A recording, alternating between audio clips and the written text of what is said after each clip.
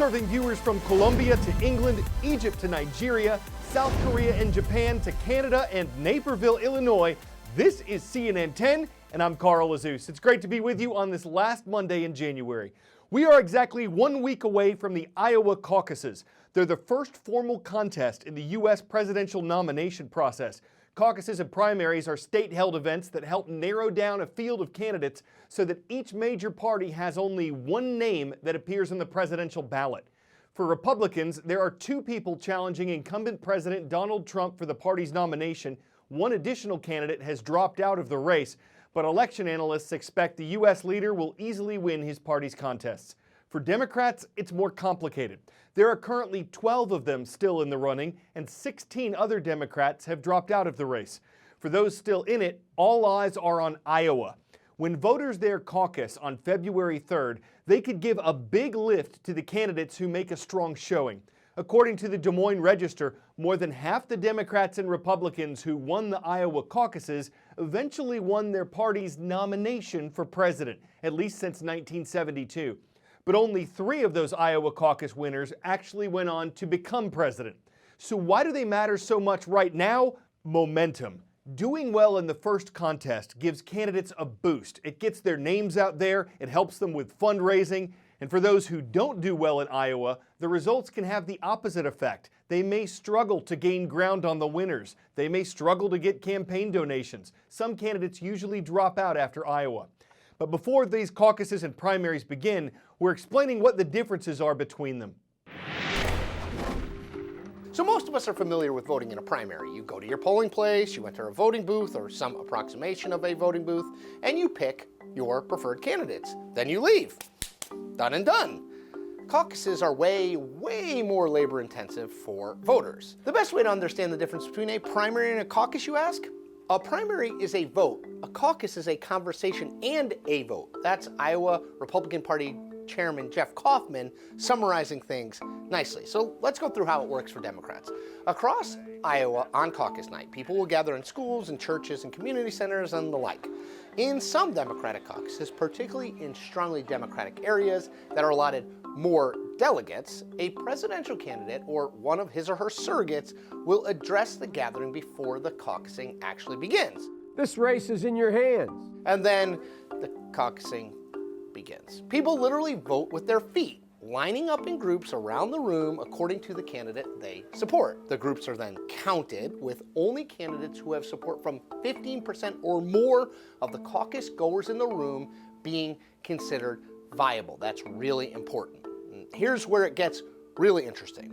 If your first choice candidate doesn't meet that 15% viability test, you are then asked to consider caucusing with a candidate who does, which leads to all sorts of cajoling, haranguing, persuading of these newly undecided voters by people already supporting one of the viable candidates. A lot of you are probably undecided at this point. I support Marco Rubio. Now, once the groups settle, the numbers are counted again and delegates for each candidate are assigned. For a variety of ties and other weird scenarios that do happen, a coin flip, yes, really a coin flip, is used to decide which candidate gets a delegate.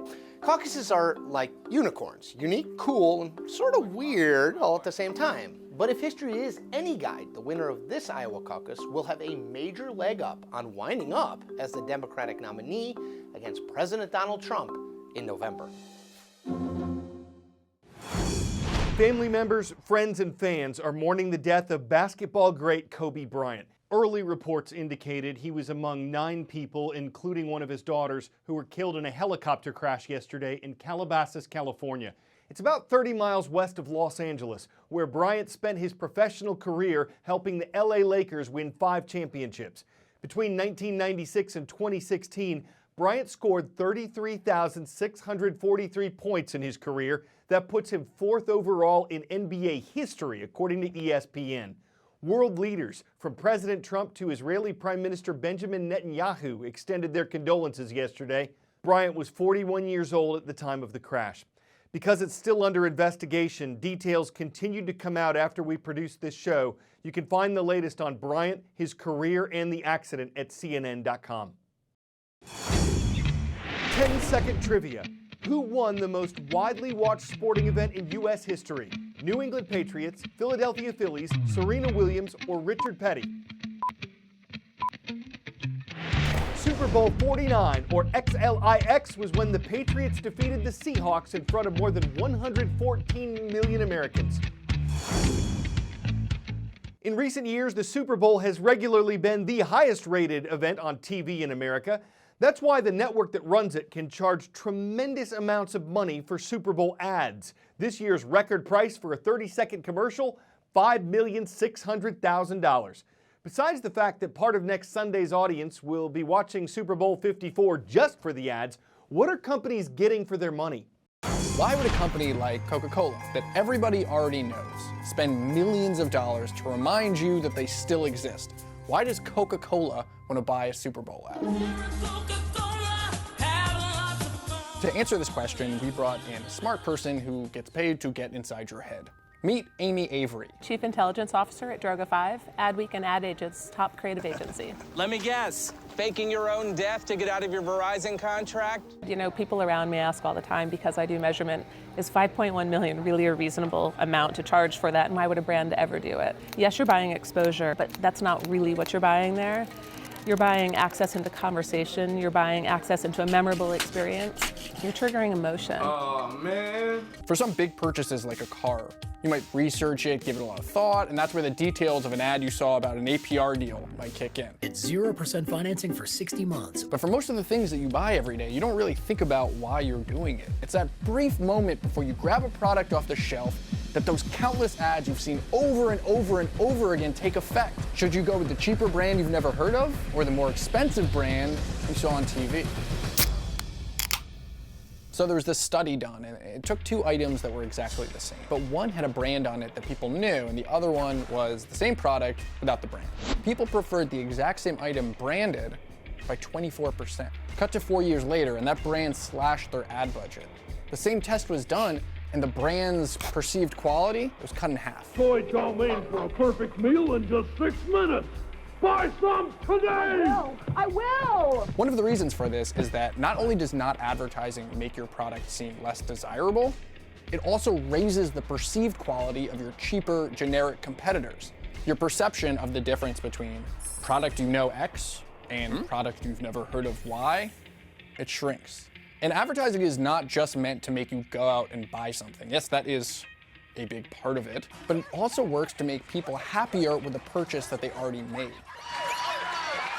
People in the ad world call this reinforcement. You want to know that the thing you bought is good, and seeing an ad makes you enjoy the product that you already have more. So without ads on TV to make you feel better about the purchase, you might think the item is worse. And when people talk about how it doesn't work, I'm like, mathematically it does. I mean, they wouldn't keep doing it. These companies are massive companies with a lot of investment behind making sure that it's working and tracking that it's not. There is 20 to 30% of your sales typically come from advertising. So yes, you're still going to have sales. Your company's not, Coca-Cola's not going out of business if they stop, but they're no longer counting on that percentage of sales. So if they have 100 sales, they're now gonna have 80 sales. Let's go back to that Coca-Cola ad. There's family, there's friends, and not a lot of Coke.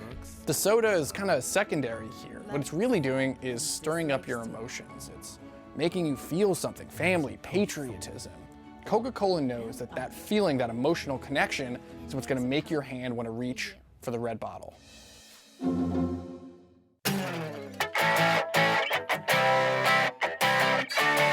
For 10 out of 10, we wouldn't exactly call this underwater creature a land shark, but it definitely looks like it could get around on solid ground. Scientists recently found 4 new species of what are called walking sharks. They use their fins to climb around seagrass and shallow reefs while they're on the hunt for small fish. So thankfully, they're not dangerous to humans. But if a great white ever decides to imitate one and you've got a cut on your ankle, you'll need ample time to ramble to reach the upper beach, to sash away from waves while waving adieu to what's chasing you in hopes you'll have the locomotion to propel you from the ocean. You can't meander reefs when what's walking your way has teeths. That's a cold-blooded conclusion to CNN 10. We hope you'll take it all in stride. We want to thank Trickham Middle School for taking a 10-minute bite out of their day. They're watching from Lilburn, Georgia. Please keep subscribing and commenting at youtube.com/CNN10 for your chance to be mentioned on our show.